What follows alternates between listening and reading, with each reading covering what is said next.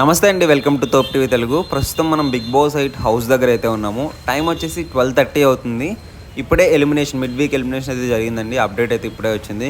ఇంకొకటి ఒక fake update అయితే వచ్చింది, అదైతే నమ్మకండి. ఇది వచ్చేసి 100% కాదు, 1000% కన్ఫర్మ్ అప్డేట్ అండి. ఆదిత్య ఓం గారు అయితే ఎలిమినేట్ అవ్వడం జరిగిందని చెప్పేసి అయితే అప్డేట్ వచ్చింది. ఇదైతే కన్ఫర్మ్ అప్డేటే, మీరు ఎక్కడా డౌట్ పడొద్దు. సో ఈరోజు ఎపిసోడ్లో టెలికాస్ట్ అవుతుంది. రేపు అయితే బయటకు వస్తారనమాట ఆదిత్య ఓం గారు, లేదంటే ఈరోజు ఈవినింగ్ అయితే బయటకు వచ్చే అవకాశాలు అయితే కనిపిస్తున్నాయి అనమాట. సో ఆదిత్య ఓం గారు ఎలిమినేట్ అవ్వడం ఎలా అనిపించింది ఒక మంచి చేయండి.